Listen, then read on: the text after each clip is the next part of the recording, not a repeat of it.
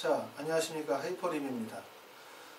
자, 요즘에 이제 학생부 종합전형에 대해서 참 말들이 많고 관심도 많죠. 그렇죠? 우리가 학생부 종합전형이 처음에 출범이 되어질 때는 이제 학생들이 가지고 있는 능력들을 단지 이제 정량적으로 그냥 수능 성적 아니면 내신 성적으로만 평가하는 것이 아니라 학생 개개인이 가지고 있는 어떤 학업적인 역량들 뿐만 아니라 발전 가능성, 잠재적인 역량 이런 것들을 좀 더 키워나가고 이걸 통해서 이제 전인교육을 실시하자 이런 목적으로 이제 학생부 종합전형이 시작이 되어졌는데 이런 정성평가 요소들이 조금 더 악용이 되어지다 보니까 요즘은 이제 학생부 종합전형에 대해서 여러 가지 뭐 규제를 하거나 학생부 종합전형에서 학생부 기재 내용을 조금 더 줄여나가거나 이런 또는 뭐 정시를 늘려야 한다든가 이런 반대의 목소리들이 많은 게 현실이죠. 그렇죠? 그러다 보니까 이제 학교생활기록부의 기재의 양도 예전에 비해서 점차로 변화되어지면서 분량도 줄고 그 다음에 기재하는 항목들도 많이 줄어들고 있는 현실입니다. 그래서 이번 시간에는 우리가 이제 학생부 종합전형에서 학생부 기재하는 기재 요령과 그 다음에 이제 학생부 기재 항목들이 변화되어진 부분들이 어떻게 바뀌었는지에 대해서 좀 설명을 드려보도록 하겠습니다. 자, 먼저 우리가 그 2019학년도 입시에 대해서 먼저 한번 좀 정리를 하고 넘어갈 필요가 있어요. 그래서 우리가 현재 고등학교 예비고3 학생들은 2020학년도에 수능시험을 보시게 되는 거고 그 다음에 현재 고2 학생들은 2021학년도에 수능시험을 보시겠죠. 아시는 것처럼 올해 같은 경우는 정시에서 경쟁률이 많이 떨어졌어요. 그렇죠? 특히 경쟁률이 많이 떨어진 구간들은 서울대부터 시작해가지고 약간 경희대 정도 위쪽 라인에서 경쟁률이 많이 떨어졌고 물론 나머지 학과들도 대부분 다 전년도에 비해서는 경쟁률이 떨어졌는데 경쟁률이 이제 감소한 이유에 대해서 뭐 불수능이다. 그렇기 때문에 학생들이 수능을 포기했다. 뭐 이런 얘기들을 막 기사로 막 나오긴 했었어요. 그렇죠? 하지만 제가 얼마 전에도 이제 유튜브에 동영상 올렸지만 실제 올해 경쟁률이 많이 떨어진 이유는 불수능의 영향이라기보다는 전년도 대비해서 수시의 선발 인원이 많이 늘고 정시의 인원이 많이 줄었어요. 그렇죠? 그러다 보니까 2019학년도 서울 지역 28개 학교의 경쟁률을 비교 분석해 봤더니 전체적으로 봤을 때 전년도에 비해서 0.53% 정도 경쟁률이 줄었어요. 근데 이렇게 경쟁률이 주는 거는 2020학년도에도 마찬가지입니다. 2020학년도 그러니까 우리가 치르게 되어지는 요번에 치르게 되어지는 게 2020학년도인데 2020학년도에는 수시 선발 인원이 77.3%예요. 그러니까 역대 가장 높은 비율이고 전년 대비해서 1.1% 수시 비율이 늘어났습니다. 그러니까 수시 비중은 늘고 정시는 마찬가지로 23.8%에서 22.7%니까 정시 선발 인원은 더 줄은 거죠. 그렇죠? 그러니까 결국 올해 입시도 어떤 현상이 나타나냐 2019학년도와 마찬가지로 정시에서의 경쟁률이 더 떨어질 가능성이 높아요. 그리고 수시의 선발 인원은 더 늘어난다는 거죠. 그렇죠? 그러니까 우리가 이런 점들을 잘 이용을 해서 수시에 좀 더 적극적으로 대처하시고 그러면서 정시는 또 경쟁률이 낮아지기 때문에 일정 정도 내가 변별력을 확보하게 되어지면 정시에서도 합격 가능성이 상당히 높다. 이런 점들을 우리가 고려하시면 보시면 되고 그리고 2019, 2020년도까지는 수험생의 수가 크게 차이가 없어요. 근데 2021년도가 되어지면 수험생이 급감하게 됩니다. 보시는 것처럼 현재 재학생들이 11월달 국어 응시 인원을 기준으로 삼았었을 때 40만 1,403명인데 이게 2021학년도에 보게 되어진 학생들은 35만 8,442명이에요. 그러니까 전체적으로 인원 자체가 많이 줄어드는 이런 것들을 보겠죠. 근데 이렇게 인원이 줄면 대학의 정원이 급감해야 되지만 실제 대학의 인원은 지금 줄여나가고 있다 하더라도 그렇게 급속도로 줄일 수는 없어요. 그렇죠? 그러다 보니까 2021학년도에 대학 입시를 치르는 학생들의 입장에서 보면은 여러 가지 단점들도 있지만 장점을 꼽는다 그러면 결국 수험생의 수가 많이 줄게 되어진다. 그러니까 경쟁률이 떨어지게 된다. 그리고 대학의 정원은 큰 차이가 없다. 그러면 대학 입시가 조금 더 쉬워진다고 할 수 있겠죠. 물론 뭐 이게 이제 50만 명의 인원, 53만 명의 인원에서 48만 명이 된다고 해서 뭐 예를 들어서 내 실력으로는 원래 동국대 정도 갈 수 있는 실력이었는데 인원이 주니까 나는 연고대 간다. 이런 건 아니겠죠. 그렇죠? 다소 입시의 이러한 인원의 차이가 조금 더 긍정적인 요소를 발휘할 수 있다는 건 맞지만 그래도 그렇다고 해서 근본적으로 대학 입시가 쉽게 대학을 갈 수 있다. 이런 건 아닐 것 같습니다. 자, 그래서 이제 2020년, 21학년도가 되어지면 이렇게 학생의 재학생의 숫자가 줄고 그 다음에 수시의 선발 인원이 늘고 그 다음에 정시의 선발 인원이 줄게 되어지면서 2020학년도도 마찬가지로 올해와 마찬가지로 정시의 경쟁률이 더 떨어질 가능성이 높고요. 그리고 우리가 2021학년도가 되어지면 정시 선발 인원이 늘어날 겁니다. 그렇죠? 우리가 2019년 4월이 되어지면 2021학년도에 정시 선발 인원들을 발표하게 되어졌는데 요즘에 이제 TV 뉴스를 많이 보시면 아시겠지만 정시 선발 인원을 30%까지 늘려야 한다는 목소리가 많고 또 교육부에서도 30%까지 정시 인원을 늘리겠다라고 지금 얘기를 하고 있기 때문에 이게 갑자기 30%를 늘기는 어렵겠죠. 그렇죠? 그래서 지금 22.7%니까 2018년도가 26.3%였으니까 제가 생각할 때는 2021학년도가 되어지면 한 27% 늘리고 그 다음에 2020년도, 2022학년도가 되면 한 정시 선발 인원이 30%에 근접하는 그 정도로 인원이 늘어날 가능성이 높습니다. 자, 그럼 이제 대학별로 전형별로 모집 인원을 보면 우리가 19년도하고 20년도의 차이는 뭐냐? 그러니까 올해 우리가 보게 되어지는 수능은 전년도에 비해서 가장 큰 특징은 수시 선발 인원이 1.1% 증가했다는 거, 그 다음에 상대적으로 또 정시 인원이 줄었다는 거죠. 그렇기 때문에 정시에서의 경쟁률은 더 떨어질 가능성이 높고 우리가 수시의 문이 좀 더 넓어졌다 이렇게 볼 수 있기 때문에 수시 준비에 좀 더 집중하셔야 될 것 같아요. 그렇죠? 그렇게 해야 될 것 같고 여전히 이제 가장 선발 인원이 많은 거는 학생부 교과 전형이 42.4%, 학생부 종합 전형이 21.2%, 논술이 3.5%인데 이거는 이제 전국적으로 봤었을 때 이런 비중을 가질 거고 여러분들이 대부분 관심을 갖게 되어지는 서울 주요 대학들에서 봤었을 때는 선발 인원이 가장 많은 전형은 학생부 종합 전형이겠죠. 그렇죠? 학생부 종합 전형의 선발 인원이 가장 크고요. 논술도 3.5%이긴 하지만 대부분의 학교들 논술을 보는 학교들의 비율 보면 한 15% 정도이기 때문에 아직도 논술은 영향력이 있다 이렇게 볼 수 있는데 논술은 전년 대비 3.8%에서 3.5%로 0.3%가 감소하게 됩니다. 아시는 것처럼 이제 여기에는 기재가 되어져 있지는 않지만 적성 전형은 2022학년도에 폐지가 되어질 거고요. 그 다음에 논술 전형도 정부에서 계속 논술 폐지를 목적으로 해서 계속 인원을 줄여나가고 있기 때문에 2020학년도 또는 21학년도, 22학년도 가면서 논술의 영향력은 계속해서 줄어들 수밖에 없겠다. 그래서 전국적으로는 논술을 폐지를 목적으로 하는 건데 뭐 실제 없어질지 안 없어질지는 잘 모르겠으나 지금 현재 추세로 보면은 계속해서 논술의 선발 인원이 줄어들고 있는 그런 상황으로 볼 수가 있습니다. 자, 다음으로는 이제 학생부 기재 개선 방향에 대해서 좀 얘기를 할게요. 자, 우리가 이제 그 학생부 종합전형은 원래 기재 양들이 되게 많았죠. 그러다 보니까 학교 선생님들이 그걸 다 기재하기도 되게 어려운 점들도 많고 또 학생들이 기재해야 되는 양들도 많다 보니까 학생부 종합전형이 여러 가지 뭐 문제점들은 많이 나왔어요. 그렇죠? 그러다 보니까 이제 학생부 종합전형이 실제로는 돈 있는 사람들, 사교육을 많이 이용할 수 있는 사람들에게는 유리하고 그렇지 않은 사람들에게는 학생부 종합전형이 되게 불리한 전형이다. 그래서 뭐 정시로 가야 된다. 이런 목소리도 많은 현실이고 그러다 보니까 이제 정부에서 학생부 종합전형에서 기재 항목들을 좀 더 줄이고 객관화시키고 또 정량적인 평가를 많이 흘러가는 거죠. 그러니까 예전에 학생부 종합전형의 근본적인 취지는 학생이 가지고 있는 잠재적인 역량과 발전 가능성들을 좀 더 평가하자 이런 취지였었는데 이게 자꾸 이제 악용이 되고 그 다음에 여러 가지 이제 문제점들이 드러나다 보니까 객관화시키는 과정으로 넘어가고 있는 것 같아요. 그러다 보니까 학업 능력을 나타내는 부분들이 이제 교과학습 발달 사항이라고 하는데 여기서 특징적인 부분들은 방과 활동에 대해서 미기재하는 거로 내용을 그 다음에 수상 경력은 학년당 1개, 총 6개로 제한하겠다 이렇게 얘기했습니다. 근데 수상 경력은 아시는 것처럼 4가지가 있거든요.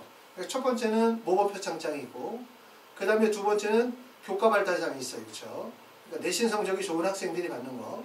그 다음에 세 번째는 쓰기토론 발표대회가 있고 그 다음에 네 번째는 경시대회 수상이 있어요. 근데 여기서 얘기하는 학년당 1개라고 하는 것이 전체에서 1개를 얘기를 하는 건지 아니면 항목별로 하나를 얘기를 하는 건지는 아직 불분명하기 때문에 정확하게 어디다라고 볼 수는 없겠죠. 그렇죠? 좀 더 상황을 지켜봐야 될 것 같고 소논문 같은 경우는 기재하는 것은 이제 금지를 했습니다. 그 다음에 자격증 및 인증 취득 상황은 대학 자료로는 미제공하기로 했고 그 다음에 진로 희망 사항은 항목은 삭제하죠. 그렇죠? 삭제하지만 창의 체험 활동, 진로 활동, 특기 사항에는 기재하기로 그렇게 되어졌습니다. 동아리는 변화가 없고 자율 동아리는 한 개까지만, 학년당 한 개까지만 허용이 되어지되 대신 글자 수를 30자 정도 내외로 해서 간단하게 그냥 자율동아리 제목과 그 다음에 뭐 활동 내용을 간단하게 기재할 수 있도록 그렇게 했고, 세부 능력 및 특기사항은 현행대로 그대로 유지가 되어지고 독서활동도 현행대로 그대로 유지가 되어집니다.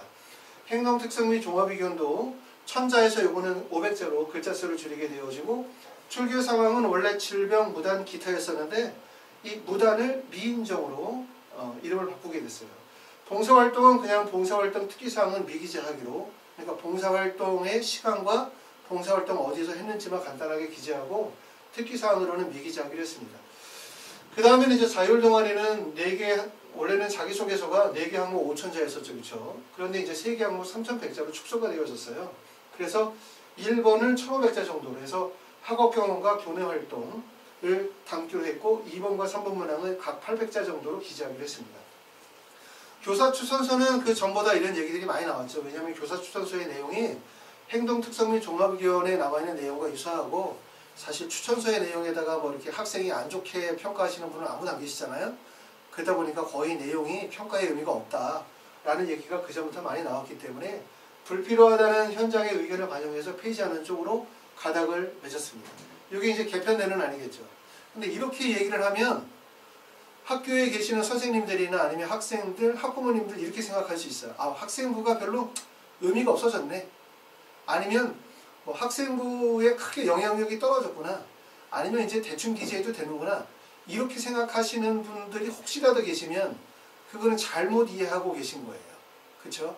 그래서 학생부는 기재의 부분들이 삭제된 부분들도 있고 일부 분량이 줄은 부분들도 있지만, 그렇기 때문에 더욱더 중요한 영향력을 갖는다고 볼 수 있어요. 우리가 첫 번째는 수상 경력만 해도 그렇죠. 사실 수상 경력 예전에는 쓰기토론 발표대 같은 경우 수상 경력이 많았기 때문에 학교에서 교과 성적이 좋지 않은 학생들은 학교 활동에 적극적으로 참여해서 본인이 거기서 수상을 하게 되어지면 그게 수상이 결국 본인의 교과 성적은 부족하다 하더라도 본인의 역량과 그 다음에 발전성을 보여주는 지표가 됐기 때문에 학생들이 이런 부분들에 최선을 다했죠. 학교 활동에. 그리고 이제 수상을 받게 되어지면 좀 더 이런 학생들이 학교 활동에도 흥미를 갖게 되고 열정을 갖게 되어지는데, 이런 것들은 마치 뭐냐면 공부 잘하는 애들 아니면은 결국은 아무 의미 없는 거예요. 공부를 잘하는 학생들은 내신 성적도 잘 받을 거고 몇 개 주어지지 않은 학교에 상도 받을 거고, 반대로 얘기해서 성적이 안 좋은 학생들은 내신 성적 안 좋고 그 다음에 상도 못 받고 학생부에 쓸 내용이 전혀 없는 거 아니겠습니까? 그렇죠? 이렇게 생각하실 수가 있어요. 그렇죠? 그렇기 때문에 이렇게 수상 경력이 줄어든다라고 하는 것들은 어떻게 보면 결국 수상을 받기 위한 경쟁은 더욱더 치열해질 수밖에 없기 때문에 가치는 더욱더 커질 수밖에 없다. 이렇게 볼 수 있고, 소논문 기재가 되어지는 것은 소논문은 폐지가 되어져요. 물론 이제 소논문이 가지고 있는 여러 가지 장점들이 있긴 하거든요. 그러니까 학생들이 고등학교 때 배우는 기본 교과의 범위를 뛰어넘어서 본인이 어떤 연구 프로젝트를 정하고 좀 더 심화된 학습을 통해서 학습의 성취를 이루었다, 이런 의미가 되는데, 이게 이제 아무래도 소논문이라는 게 사교육을 조정한다든가 여러 가지 불신할 수 있는 요소들이 많이 있다 보니까 소논문의 폐지 얘기가 나왔지만, 실제로 그렇다 하더라도 소논문이라는 제목은 없어지지만 학교에서 소논문과 관련해 되어진 대회는 안 하지만 학생부의 소논문의 내용이 충분히 다 기재가 되어질 수 있어요. 그 대표적인 게 이제 우리가 창의적 체험 활동 같은 데에서 기재가 되어지는 것들, 또는 예를 들어서 세부능력 특기사항 같은 경우에서도 소논문은 아니지만 보고서의 이름으로, 또는 뭐 PPT의 발표라든가 연구 보고서를 발표했다든가 과제를 수행했다든가 라는 형태의 이름으로 해서 소논문과 유사한 효과들을 같이 발생시킬 수 있다고 하는 거예요. 그러니까 이게 소논문이 없어진 것처럼 보이지만 사실상 없어졌다고 볼 수는 없어요. 왜냐하면 이름은 바뀌었지만 보고서, PPT 또는 예를 들어서 과제, 이런 내용의 제목으로 통해서 소논문과 같은 효과들을 여전히 발생시킬 수 있다라는 점이고, 그 다음에 진로 희망사항은 삭제가 되어졌죠. 진로 희망은 삭제가 되어졌지만 여기 나와 있는 창의적 체험활동 진로 활동 특기사항에는 진로 희망사항들을 기재하게 되어져 있어요. 그렇기 때문에 이것도 큰 의미는 없어요. 항목이 단지 줄었다. 여러 개 나눠 쓰던 것들을 한 군데 모아 쓴다라는 정도의 의미일 거라고 생각이 되어지고, 동아리 활동은 그대로 가도록 되어졌고요. 자율동아리 큰 변화가 없습니다. 독서 활동 같은 것도 현행은 유지가 되는데, 독서도 사실은 예전에 이제 독서 같은 경우는 도서명 쓰고 저자명 쓰고 그것을 읽고 느낀 점을 썼어요. 그걸 쓰다 보니까 이제 이런 것들이 결국은 학생들이 나중에 자소서를 쓸 때나 이럴 때 본인의 전공 적합성을 나타내기 좋은 역할이었죠. 그런데 이제 이런 독서 활동들이 단지 제목과 그 다음에 저자만 쓰다 보니까 독서의 영향력이 없어진 거 아닌가라고 하지만 실제 많은 고등학교에서는 이런 창의적 체험 활동에서 자율활동이나 진로활동에서 독서 프로그램들을 다 운영을 해요. 그리고 그 독서 프로그램을 통해서 학생이 가지고 있는 지원학과에 대한 적합성이나 아니면 학업적인 역량들을 보여주고 있거든요. 그러니까 여전히 그 역할들이 그대로 있다라고 보시면 되고, 행동특성인 종합의견은 어찌됐든 교사 추천서가 없어졌기 때문에 영향력은 더욱더 커질 수밖에 없다 이렇게 볼 수 있고, 봉사활동 같은 경우도 특히 기재사항이 없어졌어요. 그리고 이제 봉사는 단지 봉사 시간과 봉사한 장소 요 정도만 기재가 되겠죠. 간단하게. 하지만 봉사 또한 마찬가지로 창의적 체험 활동 안에 봉사의 내용들을 다 기재를 해요. 그렇기 때문에 내용이 좀 바뀌었다일 뿐이지 실제 큰 변화가 없다. 중요한 건 뭐냐면 항목은 줄었다는 거예요. 하지만 기재되어지는 내용들은 다 학생부에 기재가 되어져요. 본인이 가지고 있는 모든 부분들이. 그렇기 때문에 학생부를 기재할 때 이 점을 꼭 염두에 둬요. 혹시라도 학교 선생님들이거나 학생들이거나 학부모들이 생각할 때 아 이거 뭐 학생부 기재 내용이 요번에 많이 줄었다고 해. 뭐 여기 보니까 뭐 자율동아리 이제 하나밖에 못하고 그 다음에 상도 하나밖에 못 받고 그 다음에 뭐 봉사 같은 것도 이제 기재 못한다고 하니까 그냥 학생부 의미 없구나 이렇게 생각하면 절대로 잘못 생각하시는 거예요. 그거는 절대로 그렇지 않고 어떻게 보면은 예전에는 여러 개에 나눠서 많은 것들을 쓰던 것들을 이제 좀 더 집약적으로 써야 된다라는 의미이기 때문에 그 중요성이 더욱더 커졌고 학생부를 어떻게 쓰느냐에 대한 부분들이 되게 중요해졌다 이렇게 보셔야 됩니다. 꼭 이렇게 생각하셔야지 좀 전에 말씀드렸던 것처럼 야 이제는 뭐 정시 많이 늘리고 수시 좀 줄인다고 하고 학생부에서도 항목을 좀 많이 줄이고 글자 수도 줄인다고 하니까 이제 학생부 별로 중요하지 않대. 이렇게 생각하시면 결국 입시에 잘못하면 실패하세요. 제가 이제 여기서 많은 전국에 있는 많은 학생들을 컨설팅을 하고 또 많은 학교의 학생부를 저희가 보면서 검토를 하다 보면 제일 중요한 건 학교의 의지라는 생각이 들어요. 학교에서 학생들을 대학을 보내기 위해서 어떻게 우리가 학생부를 구성하고 학교에서 어떤 프로그램들을 운영하고 학생들이 어떤 활동을 할 수 있도록 만들어주는 여건을 만들어 나가는 역할들, 이게 결국은 학교의 역할이거든요. 그리고 학교에서 이런 부분들을 반드시 아실 거라고 저는 생각이 되어져요. 결국 학생부의 중요성이 더욱더 커지고 있다는 점들은.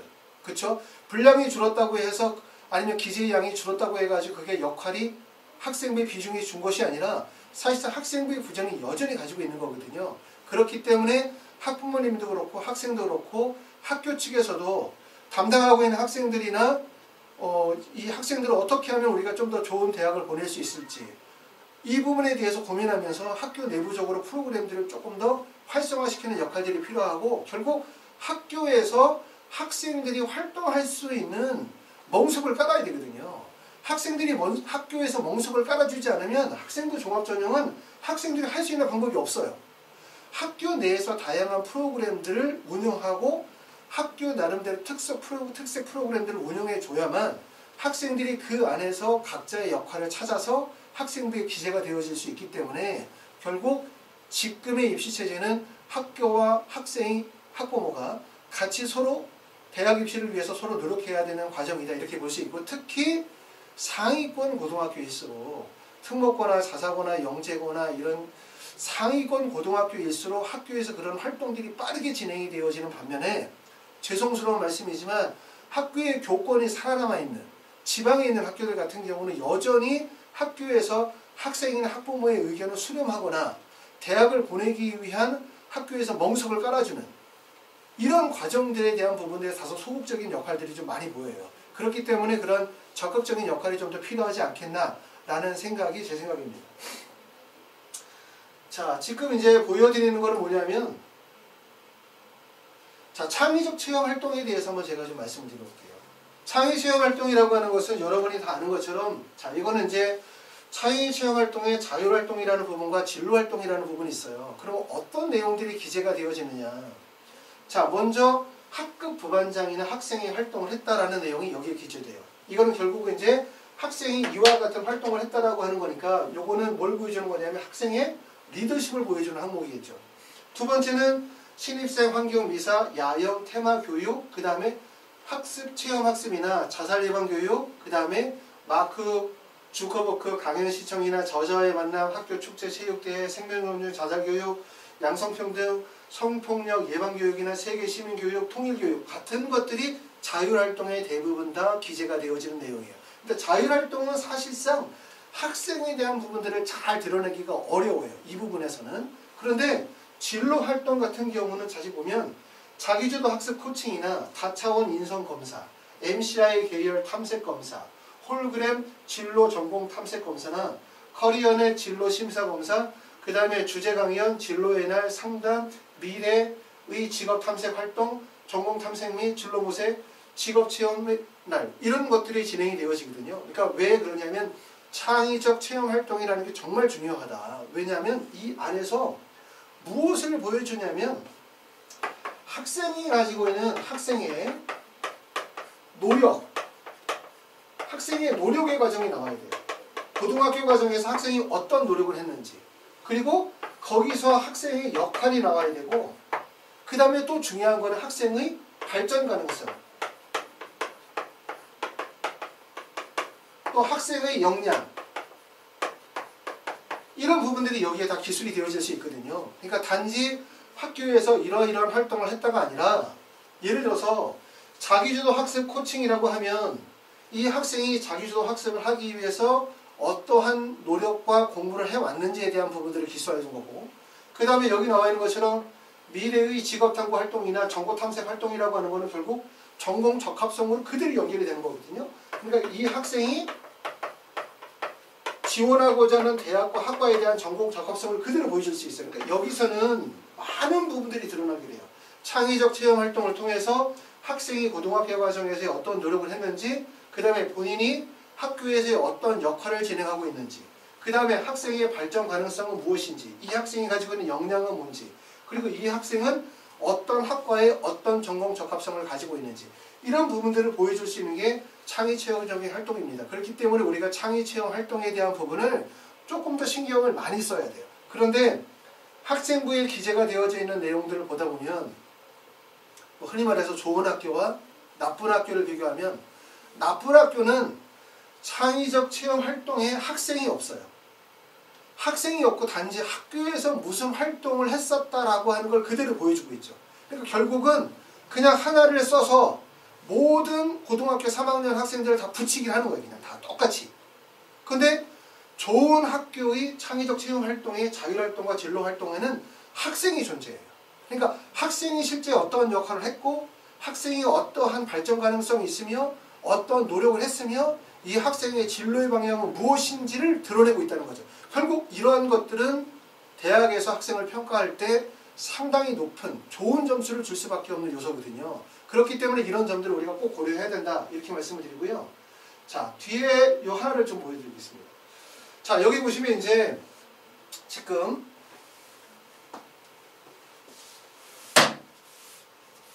두 개의 예가 있어요. 사례 분석을 해놨습니다. 물론 여기 적혀져 있는 두 개의 A형과 B형이 둘 다 우리가 흔히 말하면 이제 좀 명문고 학생들 학생부에 기재가 되어져 있는 내용들 중에 한 부분이에요.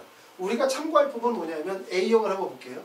A형은 학교에서 창의적 체험 활동 안에 학교 프로그램에 독서 오감이라는 게 있습니다. 근데 이런 독서 프로그램들은 거의 모든 학교들이 대부분 다 있어요. 독서 프로그램들이.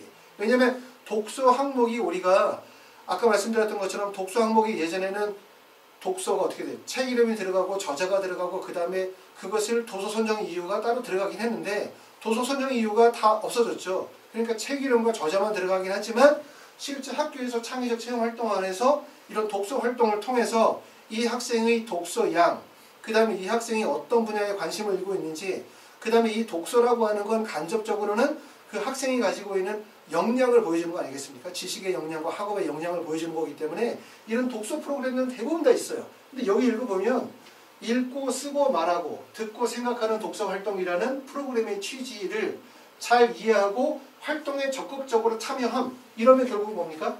학생이 이 프로그램에 적극적으로 참여했다라고 하는 것을 보여주고 있는 거예요. 학생의 참여도가 드러나고 있고, 두 번째는 덕혜옹주, 사람 소리 하나, 동주, 등과 같은 역사적인 소설을 다룬 소설과 자기계발서를 주로 읽었으며 라고 하면 무슨 말이냐면 학생의 관심 분야를 다시 여기서 드러내고 있어요. 얘가 어떤 도서에 관심을 가지고 있다. 그 다음에 그래서 9건을 제출했다고 했고요. 그 다음에 이 학교에서 진행하는 전국 탐색 진로 모색 프로그램입니다. 그쵸? 여기서 나와 있는 내용을 보면 자연과학대 진학 후 전공이 자신의 생각이 공부가 아닐 수도 있다는 막연한 불안감이 있었으나 등등등 해서 화장품 연구원으로서의 진로를 확실히 하고 본인이 만들고 싶은 화장품을 구체화시켜 소개함이라고 하면 이 학생이 뭐가 드러납니까? 전공적합성을 뚜렷하게 드러내고 있는 거거든요. 그러면 이 요소에서 창의적 체험활동이라는 이 항목을 통해서 이 학생이 성실성, 참여도, 이 학생의 관심 분야, 이 학생이 어떤 분야에 대한 진로의 방향을 가지고 있는지 라고 하는 부분들을 뚜렷하게 보여줌으로 인해서 학생이 나중에 자기소개서를 쓰거나 수시에서 학과를 선정하게 되었을 때 상당히 적합성이 높아지기 때문에 대학에서 좀 더 높은 점수를 줄 수 있어요. 이 A형은 간단히 무슨 말이냐면 창의적 체험활동 학생부 내에 학생이 존재하는 거예요. 학생의 역할과 노력이 존재하는 거고, B형을 보시면 이 학교도 마찬가지로 창의적 독서활동이 있습니다. 대부분의 학교들은 창의적 체험활동의 독서활동 프로그램들을 진행을 하고 있고, 제가 지금 블로그에 올리는 그 상단에는 주요 고등학교들이 창의적 체험활동들을 진행하고 있는 일종의 특색 프로그램들을 한번 쭉 올려놨어요. 어떤 것들이 진행이 되고 있는지 한번 참고하시면 우리 학교는 어떻게 하고 있는지, 아니면 우리 학교에서는 어떤 것들을 진행하면 좋을지 한번 생각해 보실 필요가 있을 것 같습니다.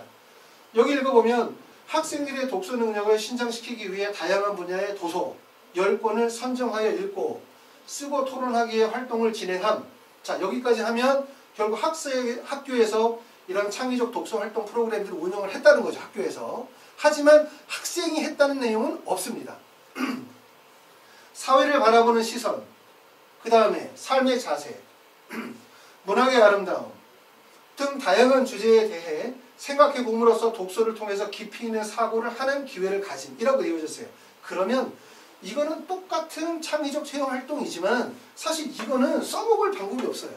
이거는 학생이 내가 자기소개서를 쓸 때, 아니면 이 내용을 가지고서 내가 대학의 학과를 결정하게 되어질 때 이걸 가지고 어떻게 쓸 수 있습니까? 단지 이거는 우리 학교는 이렇게 한다 정도의 학교는 존재하지만 제 생각으로는 학생이 없는 거예요.